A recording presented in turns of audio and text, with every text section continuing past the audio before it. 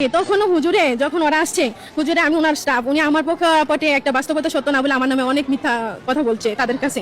আমার হাজবেন্ডের কাছে বলছে যে আমি নাকি আমার রুমের মধ্যে একাধিক পুরুষ আসা নেওয়া করি, আমি নাকি চরিত্রহীন, মানে নানান ধরনের কথা আমার হাজবেন্ডের কাছে বলছে। সে আমাকে মানে সবসময় বলে যে আমি ওনার কথা যদি না শুনি আমি কিভাবে চাকরি করি সেভাবে দেখবো। কারণটা সে আমি তাকে সময় দেওয়ার জন্য, আমি তাকে সময় দিতাম, আমি তার সাথে কথা শুনতাম, আমি তার সাথে পার্সোনালি বলতেছে ওনার সাথে এক রুমে যাইতাম। তারপরে উনি আমার হাত ধরছে, আমি একদিন ওনার হাতও আমি জারা দিয়ে ফেলাই দিছি। আপনি আমার বাবার সমতুল্য, আমি আপনাকে সম্মান করি যে জায়গায়, আপনি কেন আমাকে বারবার আমার গায়ে টাচ করেন? উনি আরেকদিন আমার অন্যায় ধরে টান দিচ্ছে এবং আমি ওনার সাথে প্রতিবাদ করছি। যখন আমি ওনার সাথে প্রতিবাদ করি উনি নানান ধরনের মানে আমাকে নানান কিছুর মাধ্যমে আমাকে সুকেস করছে, তিনবার আমাকে সুকেস করছে। কিন্তু আমি সামাজিকতার কারণে, ব্যক্তিগতর কারণে আমি এগুলো কারো কাছে প্রকাশ করতে পারি নাই। আমার সংসারটা ওখানে ভেঙে গেছে। ভেঙে যাওয়ার পরে সেলিম কিন্তু আমাকে ডিস্টার্ব কমাইতেছে না, প্রিন্সিপালের সাথে ওনার কথাবার্তা, আসা যাওয়া সব কিছু A to Z এটার সাথে প্রিন্সিপাল হুজুর আছে। হুজুরে আমার বাবাকে এক ক্রমে 3বার আইনা অফিসে আমার এইগুলা নিয়ে সে আমার অপমান করছে আমার বাবাকে।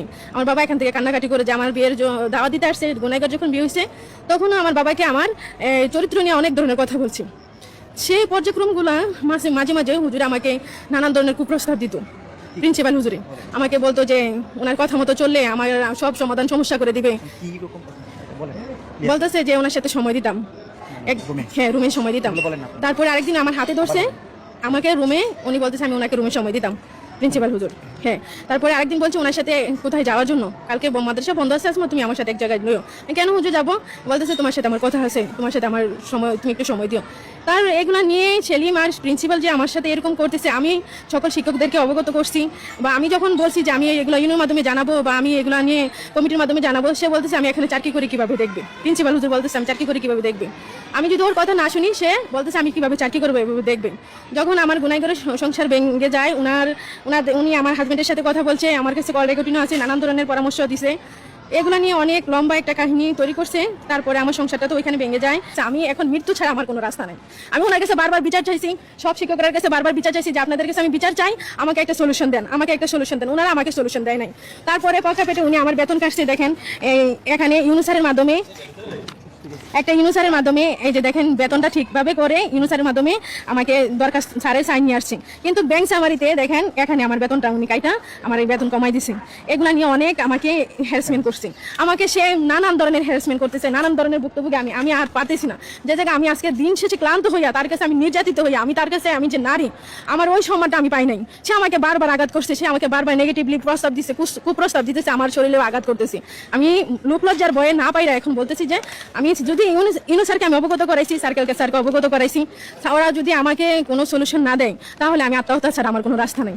আমার জীবন বাঁচাইতে গেলে স্যাররা আমাকে একটা সলিউশন করে দেবে, আর যদি স্যাররা আমাকে সলিউশন নাই করে দেয়, সত্যটা প্রমাণ না করে, তাহলে আমি নিশ্চিত মারা যাব। এটা দেশবাসীর কাছে বলে যাই, আইনগতভাবে বলে যাই, সামাজিকগতভাবে বলে যাই, আমার আর কোনো বাঁচার মতো রাস্তা নাই। আমি 5টা বছর এখন ওনার অত্যাচারে, সেলিমের অত্যাচারে আমি এখন মৃত্যুর সাথে লড়তেছি। যে হুজুর কি আমার প্রমাণ আছে দেন, তাও উনি যাও বলে, প্রমাণ আছে দেও না বলেও না, যাও। এখন আমি শিক্ষক নিয়ে বসছি, বসার পরে শিক্ষকরা প্রশ্ন করছে কি প্রমাণ দিয়ে দেন, তো আমি যখন বই প্রশ্ন করি উনি সব শিক্ষকরা লাগাই দেয়, ক্লাসে পাঠায় দেয়, উনি কোনো প্রশ্ন উত্তর দেন আমার সাথে। আমাদেরকে এরকম হয়রানি করছে বারবার। এরপর এই খবরটা আমার ওয়াইফের কাছে দিছে, উনি আমার মার কাছে দিচ্ছে, আমার ভাইয়ের কাছে দিচ্ছে, আমার মামার বাড়িতে আত্মীয় সবার কাছে খবরটা পাঠাইছে যে আমি আকাম করছি, উনি আমার বাইন্দা রাখছে। এরকমভাবে উনি সবার কাছে এটা সেভ করছে। প্রিন্সিপাল নিজে দুঃখের মাধ্যমে আমার ফ্যামিলির খবরটা পাঠাইছে, না আমার বাইন্দা রাখছে। প্রিন্সিপাল দিয়ে কথা বলেছে আমার ওয়াইফের কাছে, ওয়াইফ আমার সংসার ভেঙে চলে আসার পর আমি তো নিরুপায়, আমি শিক্ষকের বারবার বসতেছি, হুজুর শেষ করেন, হুজুর শেষ করে না করে হুজুরের শিক্ষক কাছে বসে আমি প্রশ্ন করি, হুজুর সবাই পাঠায় দেয়, না উত্তর দেন আগে সবাই পাঠায় দেয়। আমি হুজুর প্রমাণটা দেন, আর কেন সিঙ্গেল দিচ্ছেন, আমার সিঙ্গেল বললেন, এরপরে কেন বা বললেন যে আমি কাজ করতে পারবো না, এগুলো প্রমাণটা দেন। উনি কোনো উত্তর দিতে পারে না। আমি আল্লাহর না, আমি এই কোনো শব্দই আমি ব্যবহার করি নাই, এবং আমার সচেতনতা, আমার মেধা শক্তি, আল্লাহর দেওয়া গুণ, এই ইয়ার মধ্যে আমি বলতেছি খোলা মনে যে ওরে এই ধরনের কোনো কথা আমি বলছি না, এই কোনো কুপ্রস্তাব, কোনো ইয়া। আর বেতন কাটার বিষয়টা হইলো